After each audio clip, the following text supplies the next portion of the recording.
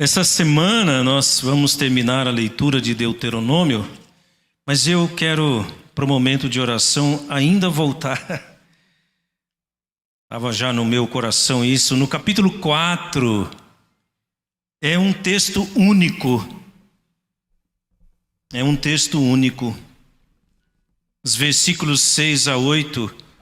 Guardai-os, pois, e cumpri-os. Está falando dos juízos, dos estados da palavra de Deus.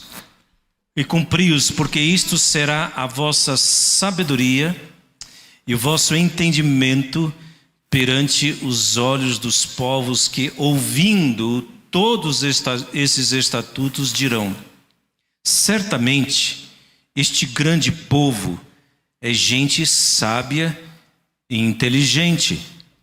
Pois que grande nação há que tenha deuses tão chegados a si como o Senhor, nosso Deus, todas as vezes que o invocamos. E que grande nação há que tenha estatutos e juízos tão justos como toda esta lei que eu hoje vos proponho. Ele está dizendo aqui que a palavra do Deus de Israel e o Deus de Israel são incomparáveis. Uma ilustração. Há um tempo atrás, eu ganhei esse livro chamado Uma Breve História da Humanidade, de um autor, historiador judeu chamado Yuval Noah Harari. Esse livro ficou na lista dos livros mais bem vendidos muito tempo.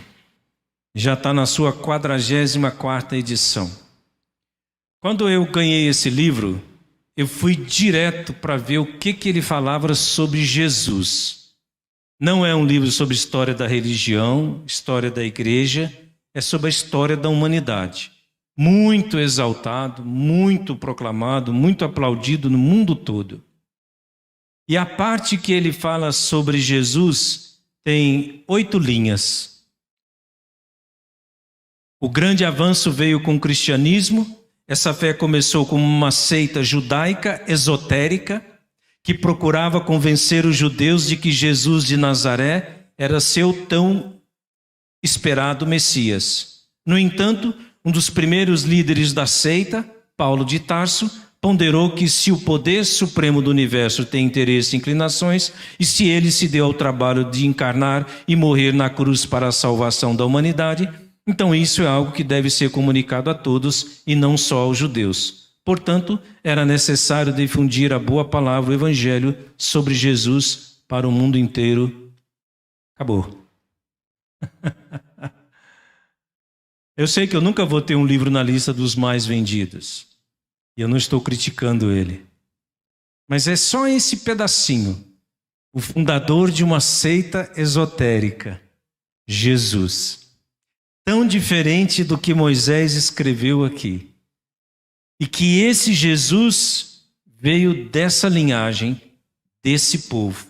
Só que aqui ele diz assim, que quando as outras nações olharem para o povo de Israel, eles vão perguntar assim: quem é gente tão sábia e inteligente como este povo?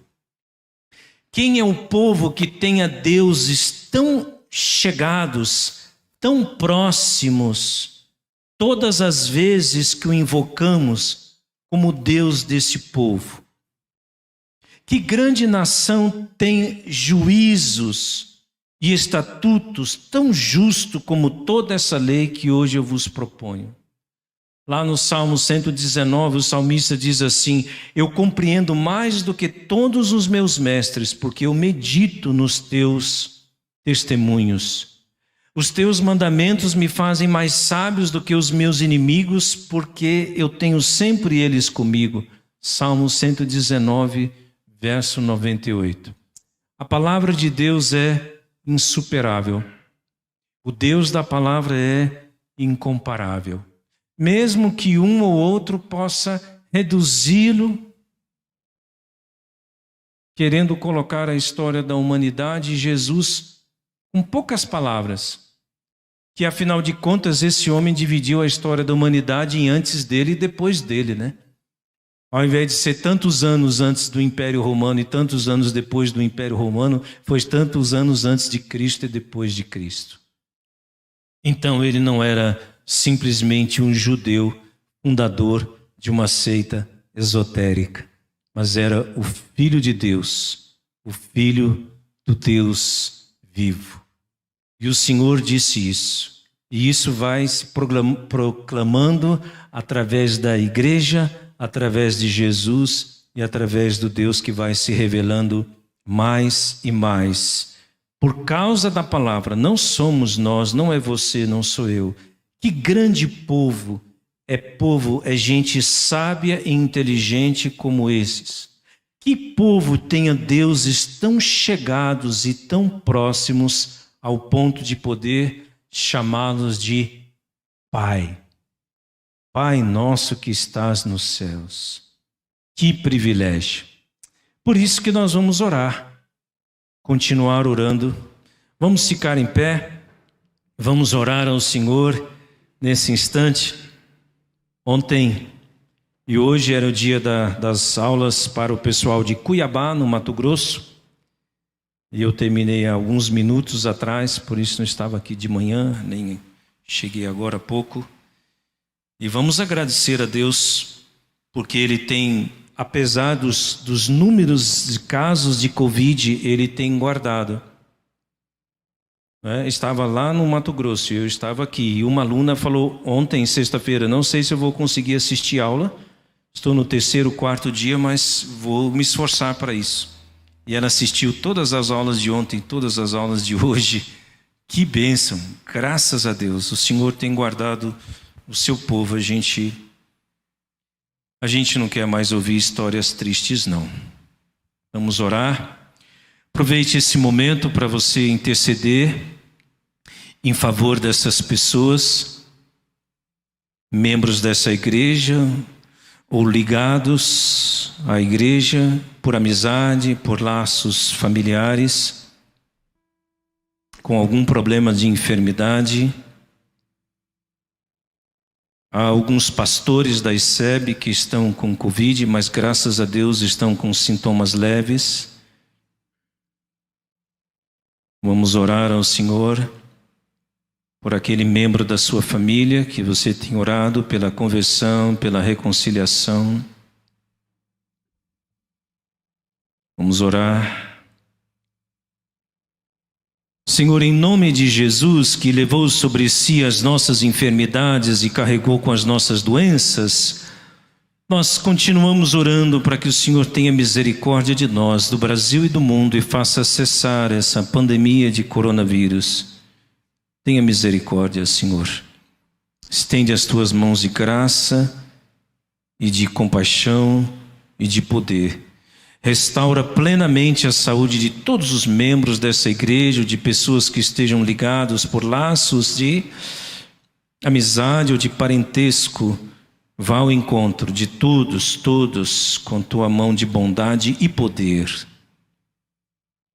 Nós te louvamos, Senhor Deus, porque a tua palavra é lâmpada para os nossos pés e luz para os nossos caminhos. A sabedoria da tua palavra, dos teus mandamentos, a justiça, a retidão são incomparáveis. Obrigado porque o Senhor é reconhecido como um Deus próximo. Jesus permitiu que os seus discípulos andassem com Ele, tocassem nele, reclinassem a cabeça no ombro dele. Obrigado porque o Senhor é Emanuel, Deus conosco, Deus entre nós, Deus dentro de nós. Louvado seja o teu nome, teu santo nome. Dá ouvidos à nossa voz e atende ao nosso clamor, em nome de Jesus. Em nome de Jesus. Amém.